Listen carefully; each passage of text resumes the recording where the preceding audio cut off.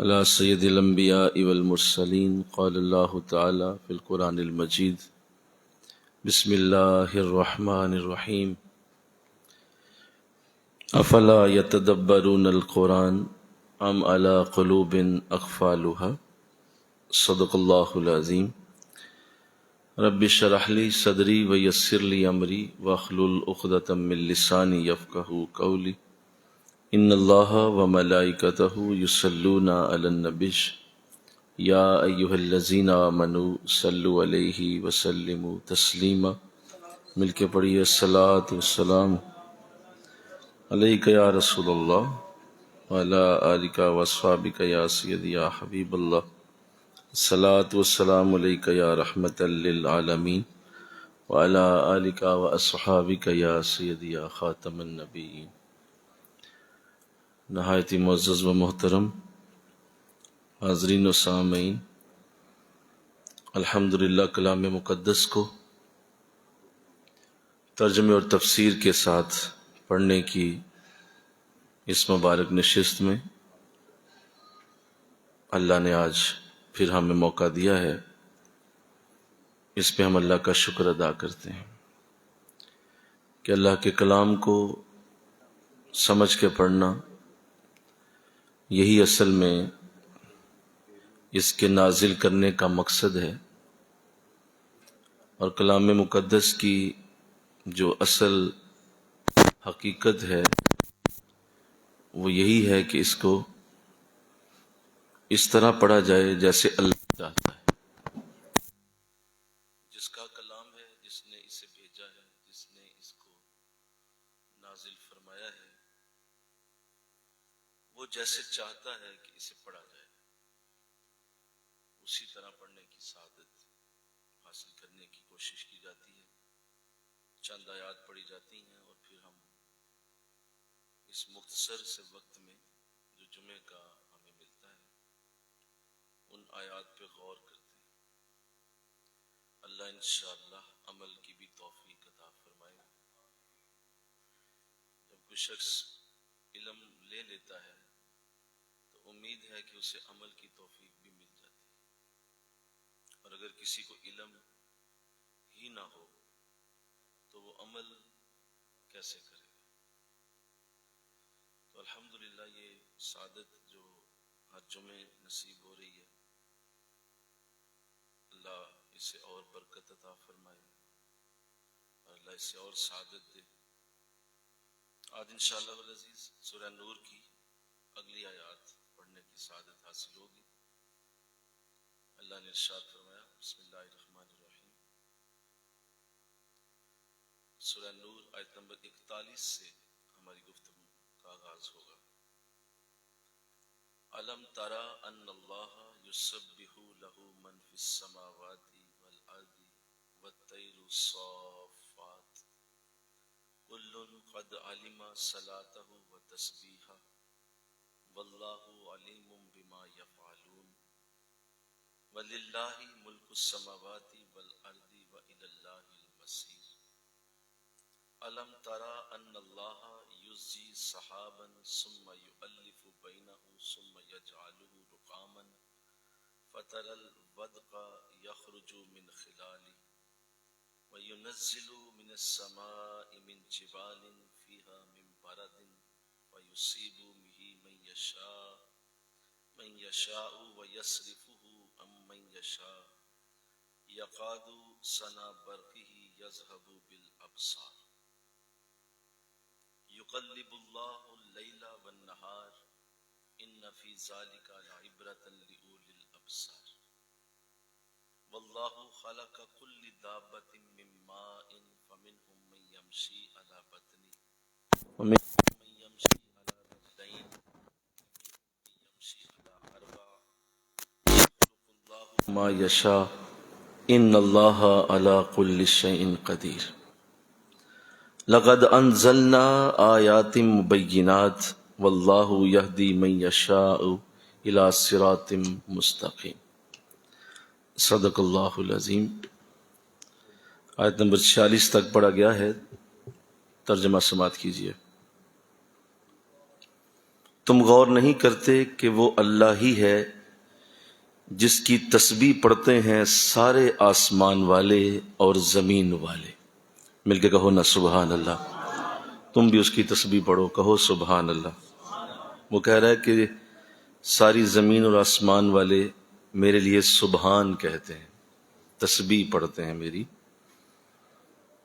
اور پرندے پر پھیلائے ہوئے ہر ایک جانتا ہے اپنی دعا کو اور اپنی تسبیح کو، اور اللہ خوب جانتا ہے جو وہ کرتے رہتے ہیں. اور اللہ کے لیے ہے بادشاہی سارے آسمانوں کی اور زمین کی، اور اللہ ہی کی طرف سب نے لوٹ کے جانا ہے. کیا تم غور نہیں کرتے کہ اللہ آہستہ آہستہ بادلوں کو لے جاتا ہے، پھر اس کے بکھرے ہوئے ٹکڑوں کو جوڑ دیتا ہے، پھر اسے تہ بتہ بنا دیتا ہے، پھر تو دیکھتا ہے کہ بارش کہ وہ برس پڑتی ہے اس کے درمیان سے. اور اللہ آسمانوں سے برف اتارتا ہے جو پہاڑوں کی طرح ہوتی ہے. پس اللہ جسے چاہتا ہے نقصان پہنچاتا ہے، اور جس کو چاہتا ہے اس کی طرف پھیر دیتا ہے. قریب ہے کہ اس کی بجلی کی چمک تمہاری آنکھوں کی بینائی کو لے جائے. اللہ بدل دیتا ہے دن کو رات سے، بے شک اس میں عبرت ہے آنکھوں والوں کے لیے. اور اللہ نے پیدا کیا ہر جانور کو پانی سے، تو کچھ تو تم دیکھو گے کہ وہ پیٹ کے بل رینگتے ہیں، اور کچھ ایسے ہیں جو 2 ٹانگوں پہ چلتے ہیں، اور بعض ایسے ہیں جو 4 ٹانگوں پہ چلتے ہیں. اللہ پیدا فرماتا ہے جو چاہتا ہے، بے شک اللہ ہر چیز پر پوری قدرت رکھتا ہے. ہم نے ایسی آیتیں اتاری ہیں جو حق کو صاف صاف بیان کر دیتی ہیں، اور اللہ جسے چاہتا ہے سیدھی راہ تک پہنچا دیتا ہے. مل کے کہو سبحان اللہ. یہ آیات جو پڑھی گئی ہیں اس میں اللہ کی قدرت کی وہ خوبصورت نشانیاں جسے قرآن کے سینے پہ لکھا گیا. اور یہ بات پہلے بھی پیش کی گئی ہے کہ جب بھی ایسی آیات قرآن میں آتی ہیں تو اس سے اللہ یہ چاہتا ہے کہ بندے میری ذات کو پہچانے اور میری ذات کی جو خوبیاں ہیں ان تک وہ رسائی حاصل کریں. کیونکہ اسے آنکھوں سے دیکھنا ممکن نہیں ہے، اسے کانوں سے سننا بولو ممکن نہیں ہے، اس کو اپنے ہاتھوں سے چھونا ممکن نہیں ہے. تو چونکہ یہ چیزیں پہلے سے ہی ممکن نہیں رہیں اور انسان کو ان چیزوں سے بہت دور رکھا گیا ہے کہ اللہ کی ذات کو چھونا، آنکھوں سے دیکھنا، سننا کانوں سے، یہ ایک عام انسان کو روا نہیں ہے. تو پھر اللہ ان علامات کے ذریعے اپنی پہچان کرواتا ہے کہ تم یوں کرو، تم میری تخلیق کو دیکھو. مل کے کہو نا سبحان اللہ. جو میں نے پیدا کی ہیں چیزیں، میں نے جو زمین آسمان کے نور بنائے ہیں، یہ جو خوبصورت ترتیب سے کائنات سجائی گئی ہے، یہ اصل میں میری ہی تخلیق ہے. یہ مجھے خوشی ہوگی کہ تم میری تخلیق کو دیکھو. یہ ایسے ہی ہے جیسے کسی بڑا اچھا کاریگر ہو کوئی لکڑی کا، تو آپ اسے ملنے جائیں تو آپ اس کی دکان پہ پہنچیں اور اس نے جو جو بنایا ہوا ہے، جو جو اس نے خوبصورت بیڈ بنائے ہوئے ہیں، کرسیاں بنائی ہوئی ہیں، اس نے اچھے ٹیبل اور میز بنائے ہوئے ہیں، تو اب آپ اسے کہیں کہ جی آپ تو بڑے اچھے، بڑے اعلیٰ، بڑے بہترین.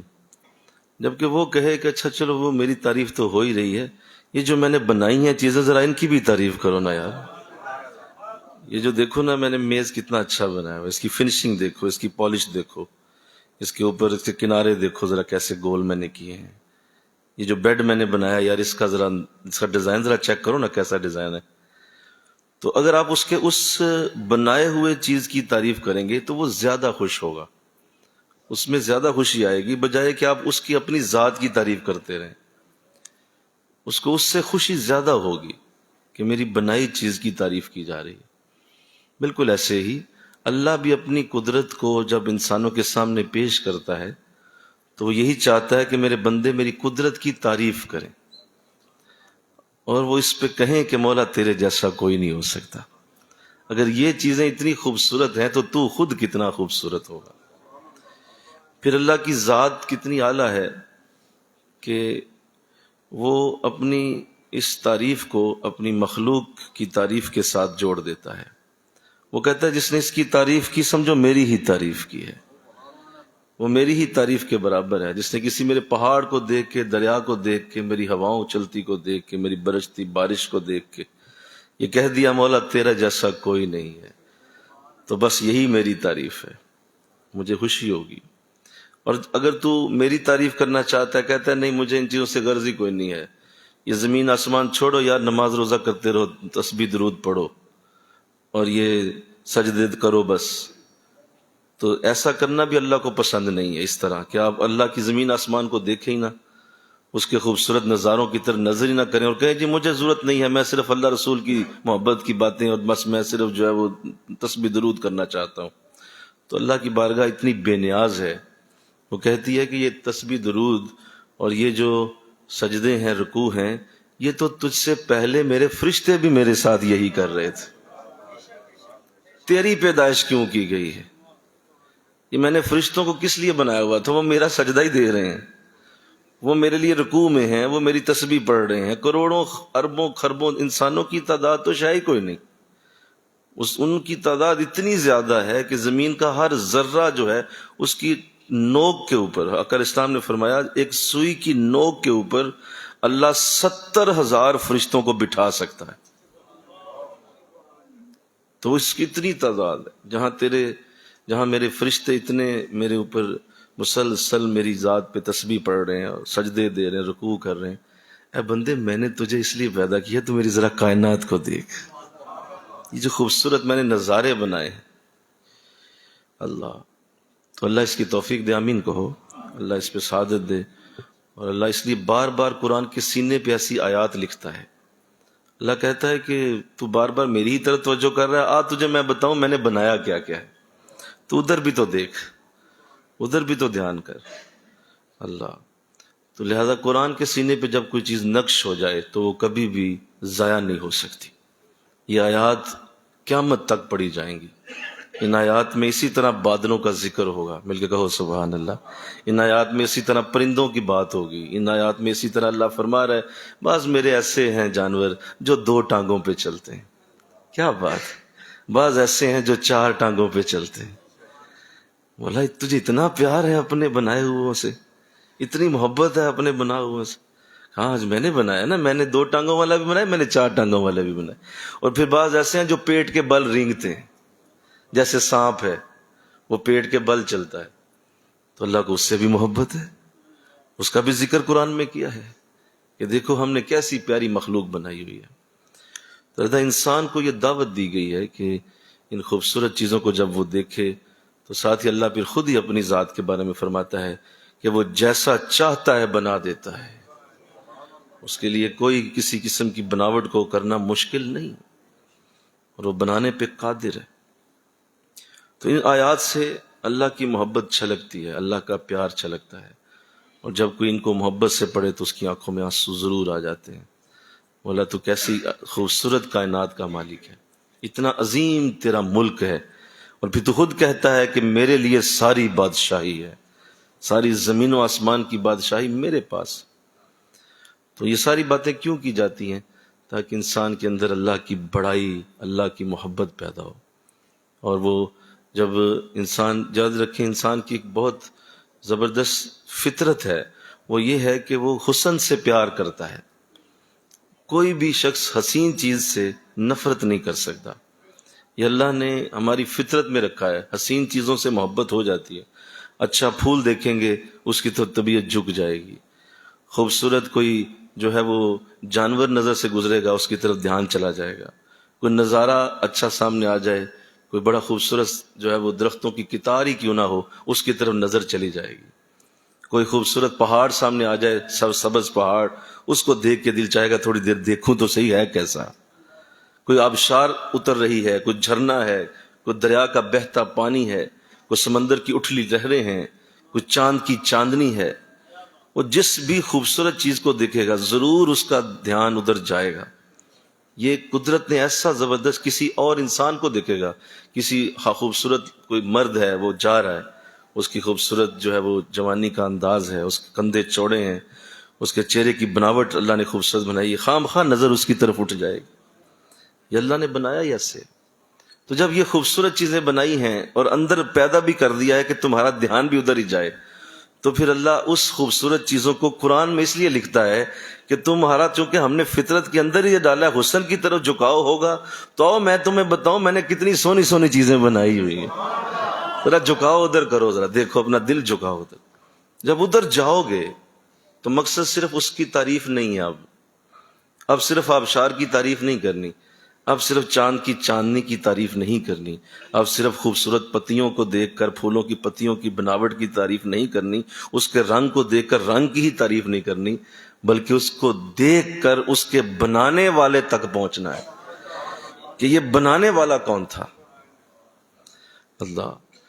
جیسے ان لوگوں نے جب ریسرچ کی ہے، جتنے بھی یورپ کے لوگ ہیں، تو انہوں نے بہت ساری ریسرچ جب کی کائنات پہ، تو بعض نے پھر ایک جملہ بولا، انہوں نے کہا جی ہم نے تو دیکھا ہے کہ یہ ایک دھماکہ ہوا تھا اور اس سے کائنات بن گئی ہے، یا لہٰذا یہ ایک حادثے کا نتیجہ ہے، یہ ایک حادثہ ہوا تھا اور وہ دھماکہ اتنا بڑا تھا کہ اس سے بڑے بڑے ستارے بن گئے، سیارے بن گئے، اور وہ آج زمین آسمان کی شکل میں دنیا میں موجود ہیں، ستارے چمک رہے ہیں، ان میں آگ لگی ہوئی ہے اور وہ آگ دنیا تک پہنچتی ہے، روشنی دکھاتی ہے۔ تو وہ یہ حادثہ ہوا تھا۔ تو کسی نے کیا خوبصورت جواب دیا، اس نے کہا کہ تم کہتے ہو یہ حادثہ ہوا تھا، کیا حادثے اتنے سونے ہو سکتے ہیں؟ اتنے خوبصورت حادثے نہیں ہوتے، اس کے پیچھے کوئی بنانے والا ہے اس کو۔ اللہ یا رسول، حادثے تو برباد کر دیتے ہیں، دو گاڑیاں ٹکرا جائیں تو انجر پنجر ختم ہو جاتا ہے، ہر چیز اڑ جاتی ہے، تو حادثہ جو ہو گیا تو ہر چیز خراب ہو جائے گی نا۔ کہا حادثہ نہیں ہے، یہ باقاعدہ ہاتھ سے بنایا ہوا پلانڈ پورا سسٹم ہے، جس کے پیچھے چلانے والا بھی بڑا آلہ ہے، اور وہ یہ ثبوت ہے اس بات کا کہ یہ اتنے سموتھ انداز میں، اتنے بہتر انداز میں کائنات کا چلنا، یہ اس بات کا ثبوت ہے کہ اس کو بنانے والا صرف ایک ہے، وہ واحد ہے، بلکہ احد ہے، وہ ایک ہے۔ اگر دو ہوتے تو جھگڑا ہو جاتا، کوئی کہتا نہیں آج موڈ نہیں ہے دن چڑھانے کا، دوسرا کہتا نہیں چڑھانا ہے، تیسرا کہتا نہیں آج رات رہنے دو، آج دن ہی چلے، دوسرا کہتا نہیں ابھی رہنے دو، ابھی رات ہو جائے، تو اس طرح جھگڑے رہتے۔ یہ جو مسلسل چل رہی ہے، اس کے پیچھے بنانے والا صرف ایک ہی ہے، اللہ۔ اور دیکھو میری بات سنو، تمہارا ایمان تازہ ہوگا کہ یہ ساری خوبصورت چیزوں کی تعریفیں اللہ پوری آیات کے اندر رج کے کرے، رج کے اپنے بادلوں کو بتائے، تہ در تہ بادل بناتا ہوں، پھر اس پہ بارش آتی ہے، بارش زمین تک پہنچتی ہے، پھر جانوروں کا ذکر کرے اور بتائے کہ کس طرح ہم نے دن اور رات کو بدلا۔ آنکھوں والوں کے لیے عبرت ہے رات اور دن میں بدلاؤ ہونا، یہ بتایا جا رہا ہے۔ اتنا خوبصورت انداز بنا کے اپنی تخلیق کو پیش کرتا ہے، تو بتائیے جو اللہ کی سب سے خوبصورت تخلیق محمد رسول اللہ صلی اللہ علیہ وسلم، ان کی تعریف وہ کیسے کرتا ہو؟ ہاں، جو سب سے اعلیٰ آپ کی تخلیق ہے، جو احسن الخلق ہیں، ساری خلق میں سب سے بہتر۔ ابھی پڑھا جا رہا تھا، سب سے اولا و اعلیٰ ہمارا نبی، سب سے بالا و اعلیٰ ہمارا۔ تو آپ کیسی خوبصورت تعریف رکھتے ہوں گے کہ اللہ جانوروں کی باتیں کرے، پہاڑوں کی باتیں کرے، دریاؤں کی باتیں کرے، تو یہ تو مخلوقات ساری قربان ہے حضور پر۔ سارے پہاڑ حضور پہ جو ہے سلام بھیجتے ہیں، سارے دریا پانی حضور پہ سلام بھیجتے ہیں، درختوں کے پتے حضور پہ سلام بھیجتے ہیں، دریاؤں کے جو کناروں پہ برف ہے، جو ریت ہے، ان ریت کے ذروں نے حضور کو سلام بھیجا ہوا ہے۔ تو ساری کائنات تو حضور کی بارگاہ میں جھکی ہوئی ہے، تو آپ کتنی اعلیٰ تعریف کے مالک ہوں گے۔ تو یہ میں نے صرف ایک آپ کی محبت کے لیے بات عرض کی۔ قرآن کی یہ خوبصورت باتیں یہاں تک جب ختم ہوتی ہیں تو آگے قرآن اپنا موضوع بدلتا ہے اور ارشاد فرمایا، سنیے، وَيَقُولُونَ آمَنَّا بِاللَّهِ وَبِالرَّسُولِ وَأَطَعْنَا ثُمَّ يَتَوَلَّى فَرِيقٌ مِّنْهُم مِّن بَعْدِ ذَلِكَ وَمَا أُولَٰئِكَ بِالْمُؤْمِنِينَ وَإِذَا دُعُوا إِلَى اللَّهِ وَرَسُولِهِ لِيَحْكُمَ بَيْنَهُمْ إِذَا فَرِيقٌ مِّنْهُم مُّعْرِضُونَ وَإِن يَكُن لَّهُمُ الْحَقُّ يَأْتُوا إِلَيْهِ مُذْعِنِينَ افی قلوبہم مرض ام ارتابوا ام یخافون ان یخیف اللہ علیہم ورسولہ بل اولئک ھم الظالمون۔ اور وہ کہتے ہیں کہ ہم ایمان لائے ہیں اللہ اور اس کے رسول پر اور ہم فرمانبردار ہیں، پھر ایک فریق ان میں سے اس دعوے کے بعد اپنا منہ پھیر لیتا ہے اور یہ لوگ ایمان والے نہیں ہیں، اور جب وہ بلائے جاتے ہیں اللہ اور اس کے رسول کی طرف کہ ان کے درمیان فیصلہ کیا جائے تو اس وقت ایک جماعت ان میں سے اپنا منہ پھیر لیتی ہے، اور اگر فیصلہ ان کے حق میں ہونا ہو تو بھاگے ہوئے آتے ہیں اس کی طرف تسلیم کرتے ہوئے۔ کیا ان کے دلوں میں نفاق کی بیماری ہے یا اسلام کے متعلق شک میں مبتلا ہیں، یا انہیں یہ اندیشہ ہے کہ اللہ اور اس کا رسول ان پہ ظلم کرے گا؟ بلکہ در حقیقت وہ خود ظالم ہیں۔ یہ آیت جو میں نے آپ کے سامنے پڑھی ہے یہی میرا آج موضوع تھا، اور میں نے اسی پہ آپ سے بات کرنی ہے۔ واضح کیا جا رہا ہے کہ جو لوگ کہتے ہیں کہ ہم ایمان لائے ہیں اور اللہ اور اس کے رسول پہ ہمارا ایمان ہے، اور ساتھ وہ یہ بھی کر دیتے ہیں کہ جب انہیں بلایا جاتا ہے کسی فیصلے پر تو پھر وہ منہ پھیر لیتے ہیں۔ یہ آیت اصل میں ایک منافق کے حق میں نازل ہوئی جس کا نام بشر تھا۔ ہوا یہ تھا کہ اس کا ایک یہودی کے ساتھ زمین کا جھگڑا ہوا، زمین کے معاملے پہ کوئی جھگڑا ہو گیا، تو یہودی نے کہا بشر کو کہ اچھا اگر تمہارا میرے ساتھ یہ معاملہ ہے تو کوئی نہیں، آؤ تمہارے رسول کے پاس چلتے ہیں اور اس سے فیصلہ کرا لیتے ہیں۔ اب یہودی چونکہ جانتا تھا کہ میں حق پہ ہوں، اور اسے یہ پتا تھا کہ محمد صلی اللہ علیہ وسلم آپ کبھی بھی عدل و انصاف میں کسی کی پرواہ نہیں کرتے، چاہے کوئی وہ ایمان والا ہے، بے ایمان ہے، کوئی کفر والا ہے، اسلام والا ہے، وہ یہ نہیں دیکھتے، جو حق ہوتا ہے فیصلہ وہ کر دیتے ہیں۔ تو اسے پتا تھا میں حق پہ ہوں اور میری بات سچ ہے، لہٰذا میں جانے پہ مجھے کوئی اعتراض نہیں ہے۔ تو اس نے کہا رسول اللہ کے پاس چلے جاتے ہیں، اور جو وہ فیصلہ کریں گے مجھے اب پورا اس پہ ایمان ہوگا اور میں مان لوں گا۔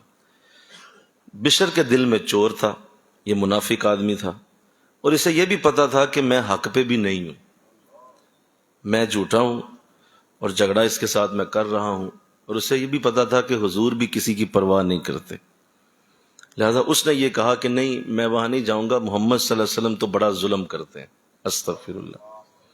یہ جملے جو ہیں وہ اس کی زبان سے نکل گئے کہ وہ تو بڑا ظلم کر دیتے ہیں، میں اس کا فیصلہ فلاں سے کرواؤں گا۔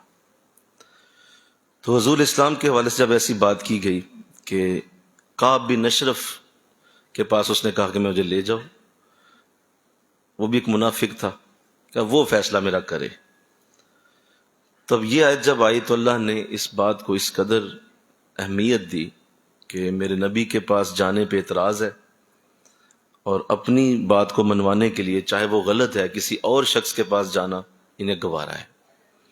تو ارشاد فرما دیا کہ سنو، جس نے بھی ایسا کیا کہ وہ اللہ اور اس کے رسول کے پاس جب بلایا جاتا ہے تو پھر وہ منہ پھیر لیتا ہے، تو فرمایا کہ یہ میں قرآن میں لکھ رہا ہوں کہ اب یہ شخص ایمان والا نہیں رہا، اب اس کے اندر ایمان نہیں، ایمان کی دولت سے یہ محروم آدمی ہے کہ حضور کے پاس جانا اور حضور کی بارگاہ سے یہ کتراتا ہے اور دوسروں کے پاس جانے میں عافیت سمجھتا ہے۔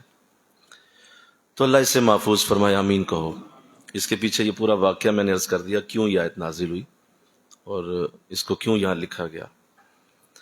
ہمیں اس پہ بڑا غور کرنا ہے، اپنی زندگی میں اپنے معاملات میں ہم نے ہمیشہ اس پہ دھیان رکھنا ہے، کیونکہ ہم لوگ بہت زیادہ محبت کا دعویٰ کرتے ہیں، بہت زیادہ پیار کا دعویٰ کرتے ہیں، اور ہم اہل سنت تو ہر پہچان ہی محبت رسول سے جاتے ہیں، ہماری تو پہچان ہی محبت رسول ہے، اور ہم اسی طرح کا پیغام دیتے ہیں کہ ہمیں بڑا پیار ہے حضور کے ساتھ، اور اس کے لیے پھر ہم بہت کچھ کر رہے ہوتے ہیں، ہم میلاد شریف کی مجالس کرتے ہیں، درود شریف پڑھتے ہیں، ہم حضور کی ولادت پہ مٹھائیاں بھی بانٹتے ہیں، مبارکبادیں بھی دیتے ہیں، بہت سارے اعمال ہم کرتے ہیں، جو اس بات کا انداز ہے کہ یہ جو ہے وہ اس لیے ہے کہ ہمیں حضور سے بڑی محبت ہے۔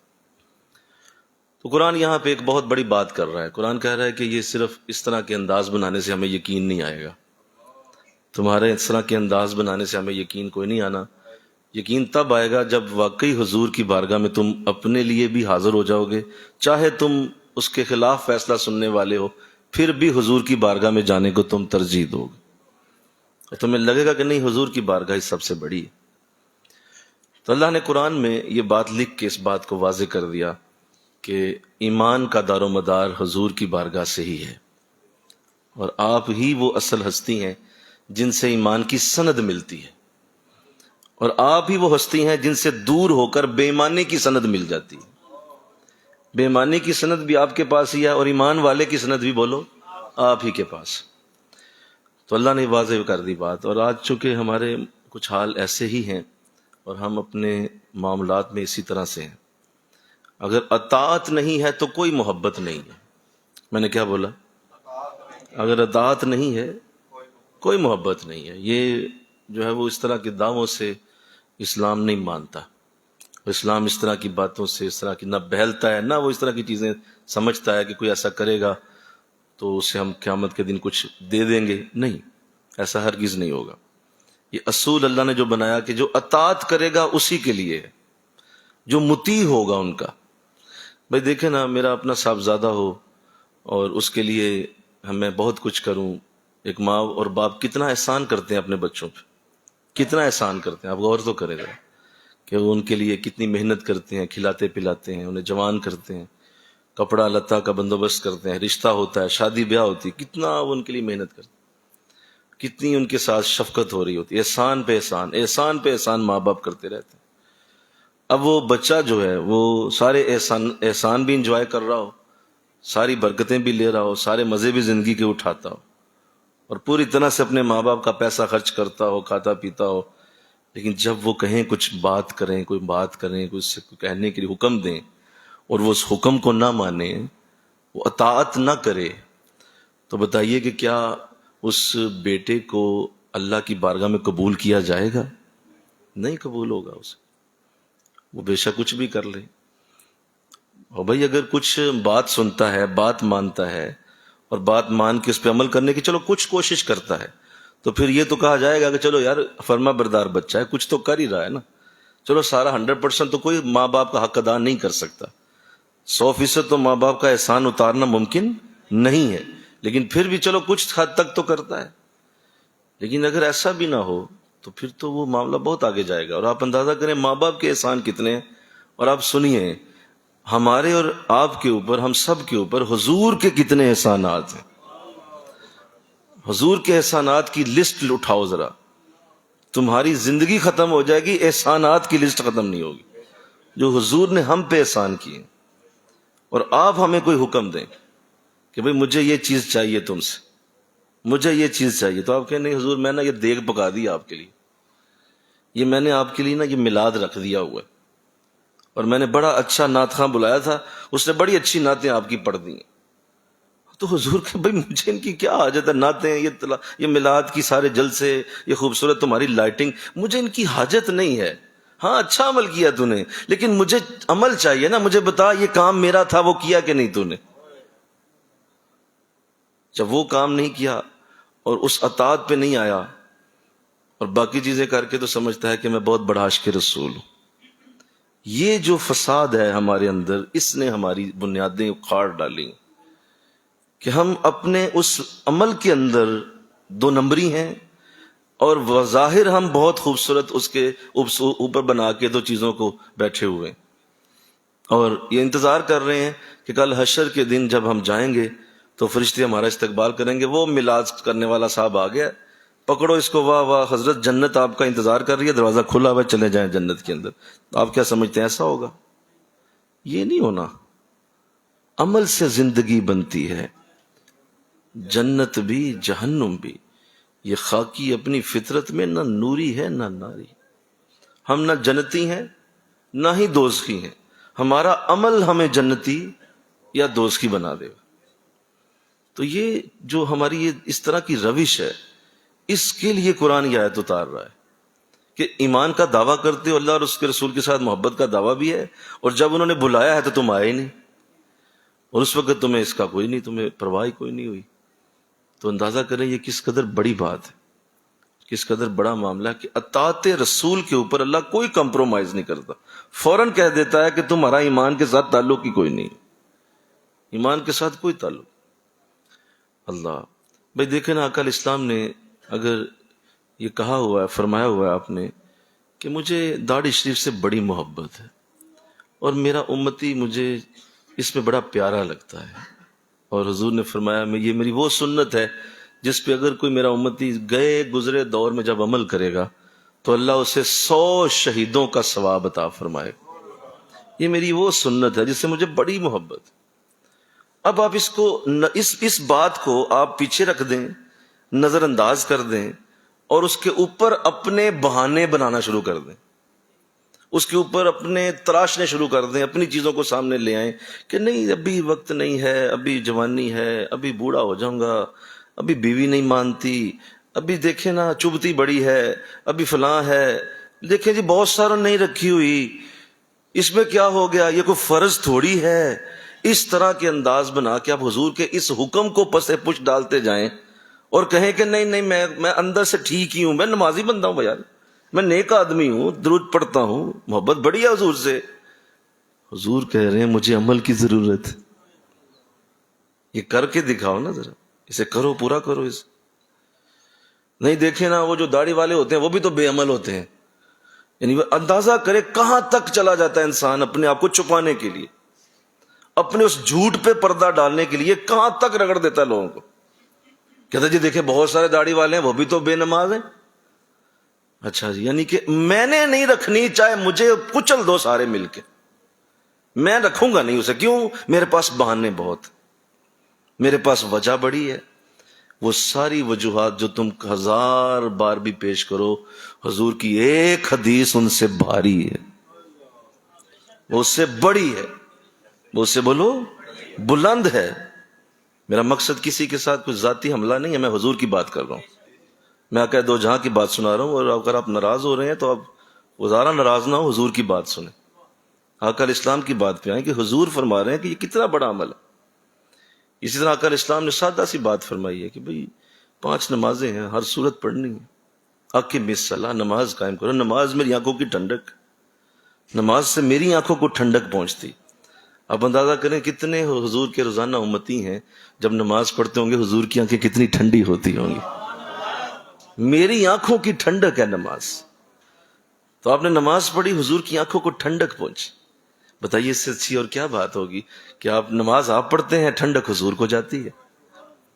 تو حضور نے تو کہا نہیں وقت کوئی نہیں، ٹائم کوئی نہیں، موڈ کوئی نہیں، دیکھیے نا بندہ بعض اوقات نہیں بھی پڑھ سکتا، دل ہی نہیں کرتا، پھر کئی اس پہ بہانے تراشتے ہیں لوگ، کپڑے ناپاک ہیں، کپڑے صاف ہوں گے تو پڑھ لوں گا، کئی بہانے تراشتے پھرتے ہیں۔ بھائی حضور نے فرما دیا کرنا ہے، پڑھنا ہے تو اس پہ پڑھنا ہوگا۔ اب کوئی 1000 میں لا دیا جتنا مرضی آ جائے بڑا، اور اگر وہ نماز کا چور ہے تو حضور کی بارگاہ میں کیا میلاد کا ثواب لے گا کیا؟ بھائی جو اصول ہیں ان کے اوپر چلو نا، جو اصول کہتا ہے وہ نماز ہے، وہ نماز پڑھنی ہوگی انشاءاللہ، کہہ دیجیے۔ یہ انداز ہے نا، یہ حضور کی بارگاہ کی برکتیں، یہ رحمتیں۔ اسی طرح کل اسلام نے ارشاد فرمایا کہ ہمیشہ اپنی نظروں کو جھکاؤ، عورتوں کی طرف گھور کے نہ دیکھو، منع کر دیا گیا۔ مجھے سخت تکلیف ہے کہ اگر کوئی میرا امتی یہ عمل کرتا ہے تو اس کے لیے بہت بڑی برکت اور رحمت اس سے چھین لی جاتی، اس کے گھر کا سکون، اس کے دل کا سکون، اس کی بارگاہ، اس کی رزق کی برکتیں وہ ساری اڑ جاتی ہیں۔ یہ اتنی بری عادت ہے، حضور نے فرمایا منع ہے تمہارے لیے عورتوں کو دیکھنا۔ اب حضور نے منع کر دیا، دیکھیں جی بندہ کبھی کبھی دیکھ بھی تو لیتا ہے، نظر تو پڑ ہی جاتی ہے نا جی۔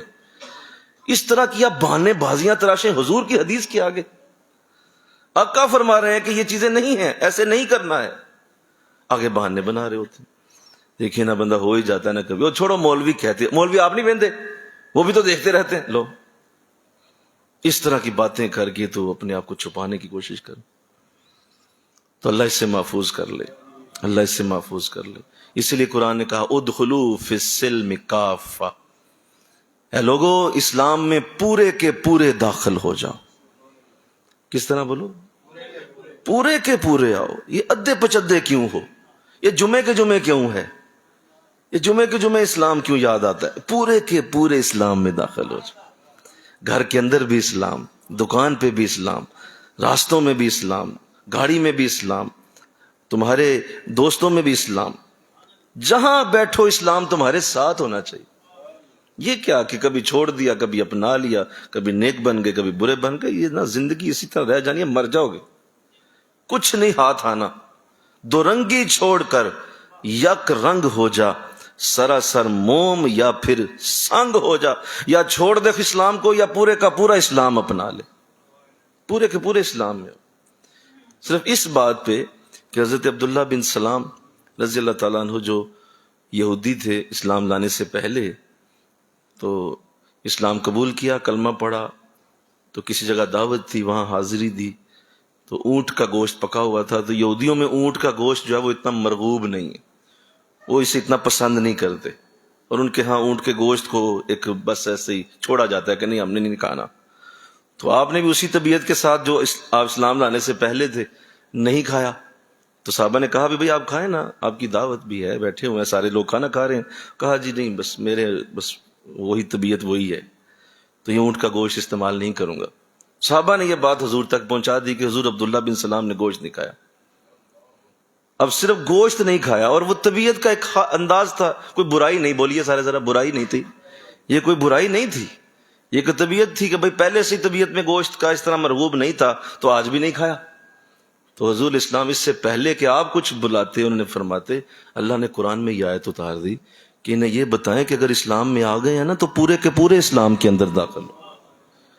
یہ نہ کریں آپ یہ اونٹ کا گوشت بھی نہیں آپ چھوڑ سکتے، کھائیں اسے، اس لیے کہ یہ صحابہ کھا رہے تھے، تمہارا نبی کھا رہا ہے. تمہاری طبیعت پیچھے چھوڑو اسے، حضور کے اوپر آؤ نا، حضور کیا کر رہے ہیں. تمہاری طبیعت چھوڑ دو، اب وہ اسلام کے اندر آپ آ گئے.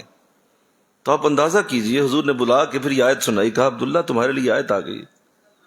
کہا حضور میرے لیے؟ کہا دیکھیے اللہ فرما رہا ہے تمہارا اونٹ کا معاملہ سامنے آیا، کہا پورا کا پورا اسلام ہو. تو دیکھیے ایک صحابی کا عمل ہوا، بلا میرا اور آپ کا ہو گیا. قرآن میرے اور آپ کے لیے اتر آیا کہ تم نے اسلام کو ادھا پچدھا نہیں اپنانا. جب تک ایسا رہے گا تمہاری زندگی میں رنگ نہیں آئیں گے، وہ برکتیں نہیں آئیں گی. پورے کا پورا اپنانا پڑتا ہے، ہر چیز پوری کی پوری اپناؤ گے تب برکت لو گے، اس سے پہلے نہیں. تو انشاءاللہ تو کہہ دو ذرا یار، انشاءاللہ کہو. یہ چیزیں چھوٹی چھوٹی ہوتی ہیں لیکن ہم انہیں اگنور کر کے تو اپنی برکتیں ضائع کر رہے ہوتے ہیں، اپنی برکتوں سے ہاتھ دھو بیٹھتے ہیں. بہت ساری برکتیں ہمارے قریب ہوتی لیکن ہم انہیں نہیں لے پاتے. اللہ تو عبداللہ بن سلام رضی اللہ تعالیٰ عنہ ساری زندگی پھر اتنا گوشت پھر رج کے کھایا آپ نے. فرمایا میرے اس گوشت کے لیے اللہ نے قرآن میں آیت اتار دی، یار لاؤ مجھے دو ذرا اور میں کھاؤں اسے. میری طبیعت چھوڑو، جو بھی تھی، جو بھی میرے نبی کا انداز ہے وہی ہونا چاہیے. تو بہانے تراشتے پھرتے، بہانے بناتے رہتے، لوگوں کو پھر کہتے رہتے ہیں کہ دیکھیں ہمارے پاس یہ بھی وجہ ہے، ہمارے پاس وہ بھی. ایک بندہ مجھے ملا، اس کے ساتھ ایسے ہی بات ہوئی تو اس نے سیدھا علامہ اقبال پہ رحمت اللہ علیہ اٹیک کر دیا. کہنے لگا اچھا آپ یہ بات کر رہے تھے تو علامہ اقبال نے بھی تو داڑھی نہ رکھی ہوئی. استغفر اللہ نہیں کہو گے؟ اتنے پاک باز صوفی کے اوپر اٹیک کر. میں کہ اللہ کے بندے اگر انہوں نے نہیں رکھی تو کیا وہ ریفرنس ہے ہمارے لیے؟ ریفرنس ہمارے لیے حضور کی ذات کریمہ ہے، ہمارے لیے حضور نمونہ ہے، علامہ اقبال نمونہ نہیں ہے. وہ تو ایک انسان ہے، اگر ان سے غلطی ہو گئی ہے تو اس کا مطلب سارے غلط ہو جائیں گے. اب علامہ اقبال نے اگر ایسا کیا، اس طرح کی ریفرنس دے، اندازہ کریں کہ مجھے نیلا تھوتھا کھوا دے اور داڑھی دی گل نہ کرو. میں تمہیں وہ بھی بتاؤں گا فلاں نے بھی رکھی، فلاں نے رکھی، کیوں میں نے نہیں رکھنی.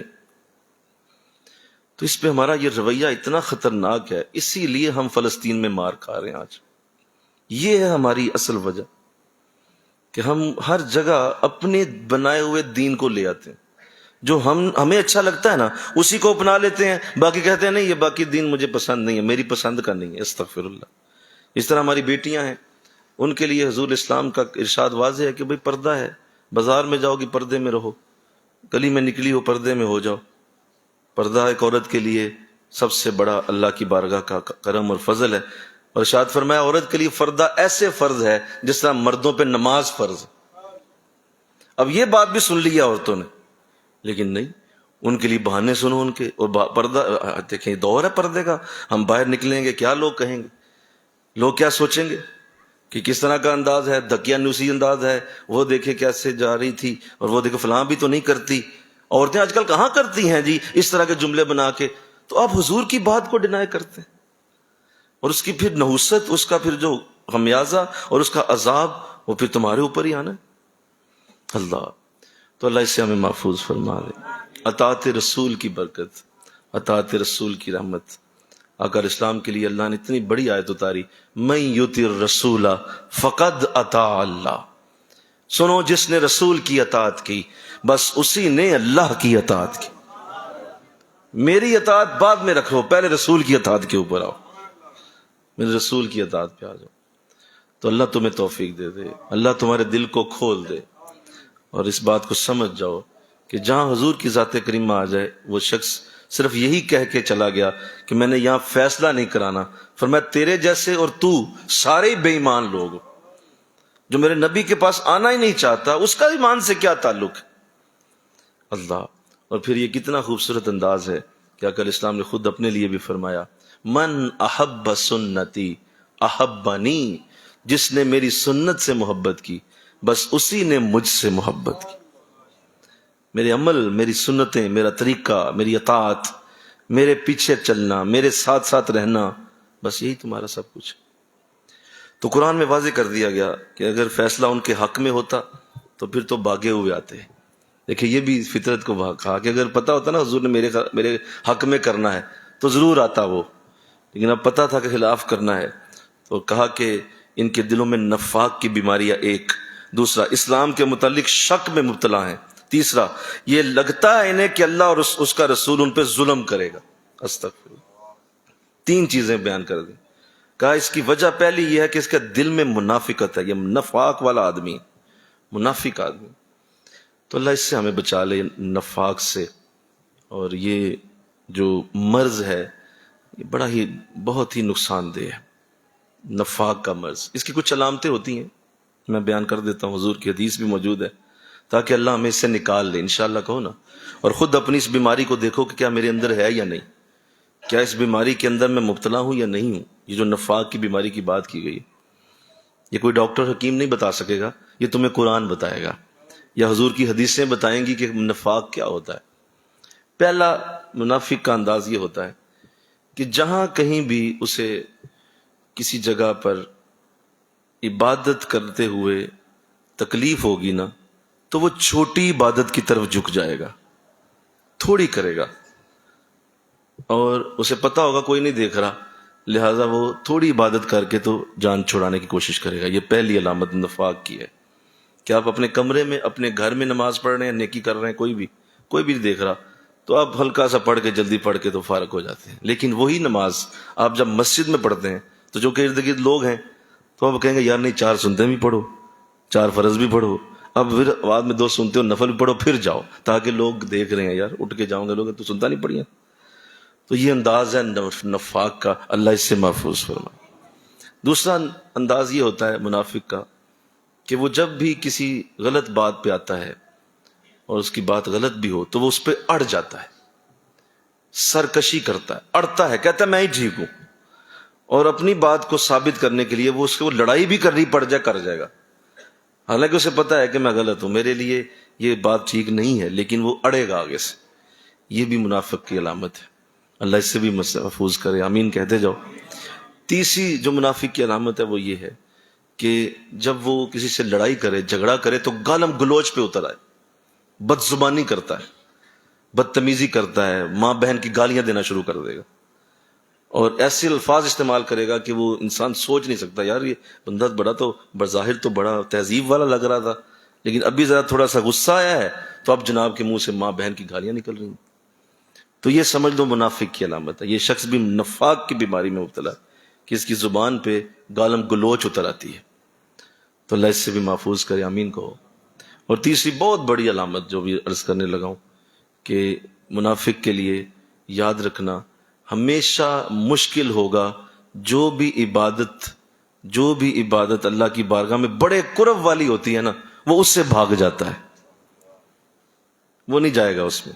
اور اس کو بیٹھنا مشکل ہو جائے گا. لیلۃ القدر میں تم دیکھو گے 27ویں رات میں اتنا قرب کا وقت، جب تہجد کا وقت آتا ہے آدھی مسجد ویسی خالی ہو جاتی ہے، لوگ چلے جاتے ہیں، لوگ کہتے ہیں یار انی اللہ کمر درد ہوگی، اب میری پاؤں میں درد شروع ہوگی، اٹھو یار چلو، اور نکل جاتے. جب بھی قرب کا وقت آئے گا نا منافق بھاگ جائے گا، وہاں سے اٹھ کے چلا جائے گا. آپ دیکھیں گے اسے، وہ کبھی بھی اس وقت میں نہیں بیٹھ سکے گا. کیوں؟ اللہ نے قرب کا وقت رکھا ہی وہاں ہوتا ہے جب تکلیف شروع ہوتی ہے، لہذا وہ چھوڑ دے گا اسے. تو اللہ اس سے بھی محفوظ فرمائے. یہ نفاق کی بیماری بہت بری ہے. اور اسی طرح منافق کے لیے حضور کی سنتوں پہ عمل کرنا بڑا مشکل کام ہے، بہت مشکل کام ہے. حضور کی سنتوں پہ وہ کہے گا فرض پڑھا لو، مجھے ایک ٹانگ پہ 100 رکعت پڑھا لو، میں پڑھ لوں گا. سنت پہ عمل میرے لیے بڑا مشکل کام ہے یار. تو سنت پہ عمل کرنا اس کے لیے مشکل ہوتا ہے. اللہ اس سے محفوظ کرے. آگے ارشاد فرمایا انما کان قول المؤمنین اذا دعوا الی اللہ ورسولہ لیحکم بینہم ان یقولوا سمعنا واطعنا واولئک هم المفلحون ومن یطع اللہ ورسولہ ویخشى اللہ ویتقہ فاولئک هم الفائزون. اب ایمان والوں کی بات کی ہے، مل کے کہو ذرا سبحان اللہ. چھوڑ دو وہ ٹاپک، اب ایمان والوں کو اللہ بیان فرما رہا ہے. کہا بات تو صرف اتنی ہے ایمان والوں کی کہ جب انہیں بلایا جاتا ہے اللہ اس کے رسول کی طرف کہ وہ فیصلہ فرما دیں ان کے درمیان، تو وہ کہتے ہیں ہم نے فیصلہ سن لیا اور ہم نے فیصلہ مان لیا. مل کے کہو سبحان، سارے کہو ذرا. اب منافقین کی بھی سنو، اب ایمان والوں کی بھی سنو. وہ کہتے ہیں ہم نے جو سنا ہم نے مان لی، سمعنا واطعنا، سن بھی لیا مان بھی لیا. کوئی دلیل نہیں. میرے نبی نے فرمایا بات ختم، میرے نبی کی بات ہے بات ختم ہو گئی. حضور کی حدیث آ گئی ختم ہو گئی بات. آقا اسلام کا فرمان ہے جی ان کا بات ختم ہو گئی. مجھے کہو نا سبحان اللہ. آگے سے دلیل لیں بحثیں نہ، وہ نہیں ایسے کریں گے. قرآن ان کا بھی ذکر کر رہا ہے کہ وہ کہتے ہیں ہم نے فیصلہ سن لیا ہم نے اطاعت کر لی. اور آگے اللہ نے بخشش کی نوید سناتا ہے. دیکھیے واولئک هم المفلحون، یہی لوگ ہیں جو دونوں جہانوں میں بامراد ہو جائیں گے. اور جو شخص اطاعت کرتا ہے اللہ اور اس کے رسول کی اور ڈرتا رہتا ہے اللہ سے اور بچتا رہتا ہے نافرمانی سے، تو میں بتاتا ہوں یہی لوگ بلندیوں پہ فائز ہونے والے، یہ بلند جگہوں پہ بیٹھیں گے، یہ بلندیوں پہ پہنچنے والے لوگ. تو حضور کی حدیث آ گئی، حضور کا کوئی فرمان آ گیا. حضرت امام اعظم ابو حنیفہ رحمۃ اللہ تعالی، بڑے غور سے سنیے گا. آپ ارشاد فرماتے ہیں حضور کی بارگاہ کی برکت آپ سے پوچھی گئی کہ حضور کی حدیث ہے اور ایک طرف آپ کا فرمان ہے، آپ نے بھی کچھ فرمایا ہوا ہے، تو بہت بڑے امام ہیں آپ، بلکہ امام اعظم، امام اعظم بہت بڑے امام. تو کتنا خوبصورت جملہ بولا. فرمایا اچھا حضور کی حدیث آ گئی اور اس طرح میرا کہا اگر میرا فرمان، میری کوئی بات تمہیں ملی ہے اور اس کے سامنے، اسی کے سامنے حضور کی کوئی حدیث آ گئی ہے، تو میری اس بات کو پکڑنا، دیوار پہ دے مارنا اور حضور کی بات پہ عمل کر لینا. جو حضور کہیں وہ ٹھیک ہے، میری بات چھوڑ دینا. حضور کی حدیث کی ویلیو ہے جو بڑا ہے اللہ. تو اس قدر یہ بڑا معاملہ، سینسٹیو معاملہ کہ حضور نے بات کر دی ہے بھائی، اس پہ تو بات ہی ختم ہو گئی. اب اس سے آگے کوئی دوسری بات میں سنوں گا ہی نہیں، نہ کوئی اس کے آگے میری بات کوئی ویلیو رکھتی ہے. یہ نبی کا فرمان ہے اللہ. لیکن افسوس، ساتھ افسوس، اس پہ جتنا بھی افسوس کیا جائے، یا میرے افسر نے مجھے کچھ بھیجا لکھ کے، آپ کا کوئی افسر ہے، کوئی آپ کا بڑا ہے، اس نے کچھ لکھ کے بھیج دیا، اور اب آپ کتنی اس کو توجہ سے دیکھیں گے، یار میرے افسر نے لکھا ہے تو لاؤ نا میں پڑھوں تو صحیح میرے افسر نے کیا لکھا ہے. میرے لیے لکھا ہے نا، تو میں آپ بتاؤں، مجھے بتاؤ اس میں کیا ہے. کتنی توجہ دی جائے گی ذرا بولیے ذرا سارے، کتنی توجہ، کتنی توجہ سے ہم وہ افسر کی بات پڑھیں گے کہ میرے باس نے بھیجا ہے، یا میرے والد نے بھیجا ہے، یا میرے پیر صاحب نے مجھے کچھ لکھ کے بھیج دیا ہے.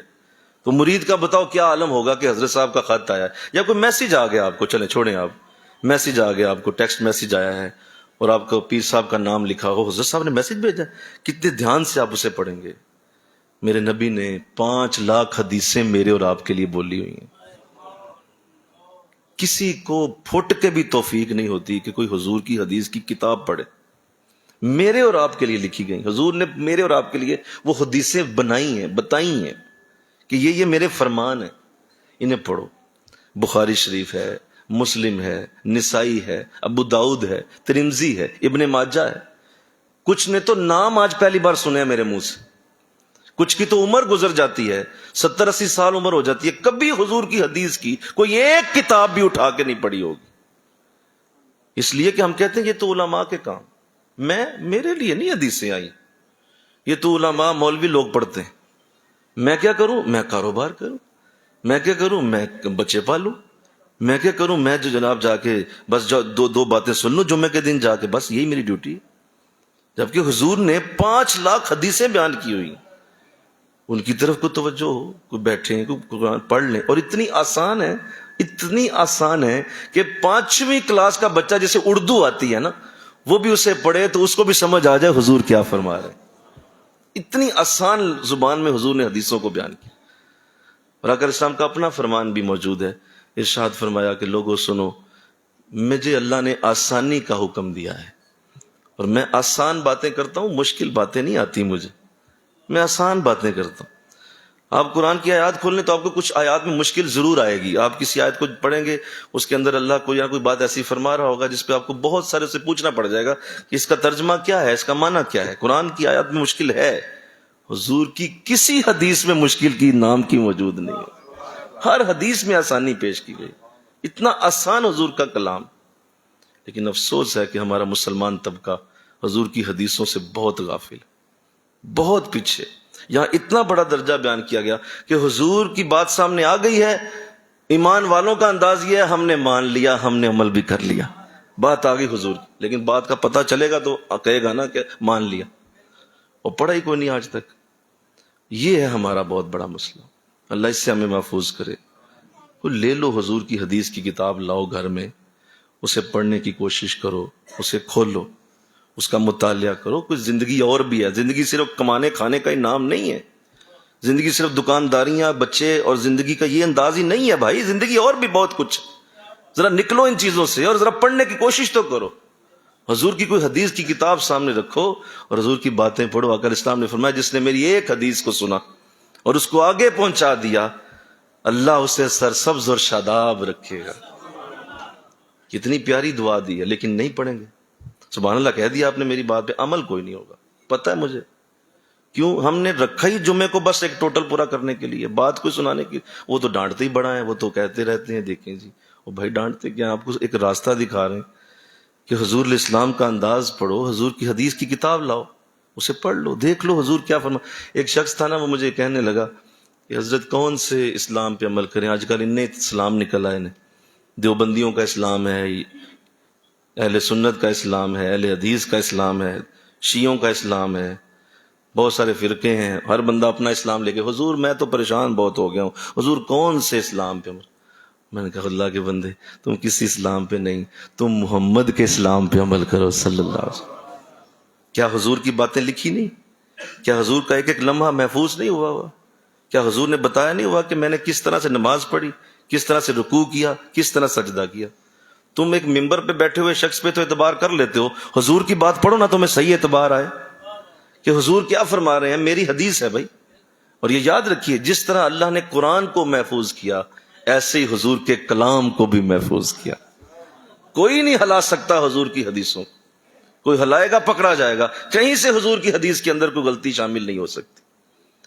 تو افسوس کا مقام یہ ہے کہ ہم کبھی بھی اس پہ توجہ نہیں کرتے، اور حضور کی حدیثوں کو ایک ایسی انداز بنا کے چلو یار کوئی نہیں سن لیا بس ٹھیک ہے۔ اور پھر ہمارا ایک اور انداز سنیں ذرا، جو آج کل ہو رہا ہے، فیس بک پہ جاتے ہیں، اب وہاں سے کیا وہاں پہ کیا ظاہر ایک بہت بڑا فیک ترین میڈیا ہے۔ وہ کیا بولا میں نے؟ فیک ترین، کہتا فیک ترین میڈیا ہے وہ۔ حدیث کا ایک لفظ اٹھایا، تھوڑا سا اٹھایا، تھوڑا سا ایک اور اٹھایا، اپنی بات اندر گسیڑی، اس کو بنا کے نیچے لکھ دیا بخاری۔ اب ایک عام لڑکا ہے، جوان لڑکا، وہ فیس بک پر آہا بخاری میں یہ لکھا، اچھا مجھے تو حضرت صاحب یہ بتا رہے تھے۔ وہ فیس بک کی حدیث کو پڑھ رہا ہے، وہ فیس بک کی حدیث چھوڑ، اس طرح کتابوں کی حدیثیں لا اور اس کے اندر حضور کی حدیثیں پڑھ، جو مستند علماء نے لکھی ہے۔ وہ تو کسی نے لکھ کے تھوڑا سا لکھ کے اندر ڈال دی، پتہ نہیں کیا لکھا ہوا ہے۔ وہ آ جاتے ہیں میرے پاس بھی کئی، حضور یہ دیکھیں حدیث لکھی ہے، میں نے کہا لاؤ، اور جب کھولا گیا واقعی وہ جب صفحہ کھولا گیا وہاں نام و نشان نہیں اس حدیث کا جو لکھی ہوئی تھی کہ بخاری۔ میں کہا تمہارے سامنے کتاب رکھی ہے، دکھاؤ کون سی حدیث ہے یہ؟ کہا حضور یہ دیکھیں فیس بک پہ۔ میں فیس بک پڑھ کے آ جاندے ہو یار میرے کو۔ تو اب یہ نیا فتنہ شروع ہو گیا، کیوں؟ ہمارے پاس وقت کو نہیں مطالعہ کرنے کا، پڑھنے کا۔ اس وجہ سے قوم گمراہ ہو رہی، قوم گمراہیوں کی دلدلوں میں گھستی جا رہی۔ تو خدا را اس پہ غور کیجیے، انشاءاللہ کہہ دیجیے حضور کی اطاعت کے لیے حضور کی باتیں پڑھنا ضروری ہیں۔ حضور کی باتوں کو پڑھیے، سمجھیے حضور نے کیا ارشاد فرمایا، کتنی کتنی خوبصورت باتیں آپ نے فرمائی ہیں، اور ان باتوں سے کس طرح دل گلاب کی طرح کھل اٹھتے ہیں کہ میرے نبی نے کا فرمان سامنے آ گیا۔ اللہ، پھر دعائیں حضور نے دی ہیں جو میری حدیث کو آگے پھیلائے، یہ دوں گا وہ دوں گا۔ پھر فرمایا اچھا میری حدیث کا معاملہ اتنا بڑا ہے، سنو کہ تمہیں یہ فرض ہے، تمہارے اوپر یہ فرض ہو گیا ہے، فَيَبْلِغُ الْغَائِبَ الشَّاهِدُ، سنو جو اس وقت سن رہا ہے وہ جو غائب ہیں ان تک پہنچا دے جا کر۔ تمہاری ڈیوٹی ہے جا کے غائب بندے کو بتاؤ میں نے کیا بولا۔ کیا بات! تو اللہ کرے یہ توفیق ہم مسلمانوں میں آئے اور ہم اس طرح کا انداز بنائیں کہ ہم حضور کی حدیثوں کو خود پڑھیں۔ جب آپ خود پڑھیں گے تو آپ کے لیے دین کو سمجھنا بہت آسان ہو جائے گا، بہت قریب ہو جائیں گے آپ حضور کی۔ اور کبھی بھی کسی کی بات کو سن کے ہی اس پہ ایمان لا کے نہیں، پڑھیں اس سے۔ اللہ نے قرآن میں کہا کہ جو شخص اندھا بہرا ہو کے گر پڑتا ہے وہ نہیں، تحقیق کرو، سمجھو، پڑھو، تاکہ تمہارے سامنے کھل کے نکھر کے بات آ جائے تو پھر اس پہ ایمان لے آؤ کہ یہ سچ ہے۔ تو آؤ اللہ مجھے آپ کو ان آیتوں کا نور عطا فرمائے جو میں نے آج آپ کی سعادت پڑھی ہوئی، میری سعادت ہوئی۔ اس سے پہلے آیات میں اللہ نے اپنی قدرت کی آیات بیان کی، مل کے کہیے نا سبحان اللہ۔ وہ آیات ہم نے پڑھی، اس کے بعد آیات ہم نے پڑھی ہیں جن پہ اللہ نے اپنے رسول کی بارگاہ کو بہت بڑے درجے تک پہنچایا، اور یہ بیان کیا گیا کہ اگر آقا دو جہاں کی اطاعت نہیں ہے تو ایمان بھی نہیں ہے۔ اور پھر اگلی آیات میں یہ واضح کیا گیا کہ مومنین کی علامت یہ ہے کہ جب بھی کوئی حضور کا فرمان ان تک آتا ہے تو وہ سمعنا و اطعنا کہتے ہیں، وہ کہتے ہیں ہم نے سن لیا، ہم نے مان لیا، اب اس پہ آگے کوئی دلیل نہیں ہوگی۔ اور اللہ نے ان کے لیے بخشش کے وعدے فرمائے اور فرمایا جو ایسا کرے گا دونوں جہانوں میں بامراد ہوگا۔ اللہ مجھے آپ کو عمل کی توفیق عطا فرمائے۔ وما علینا الا البلاغ۔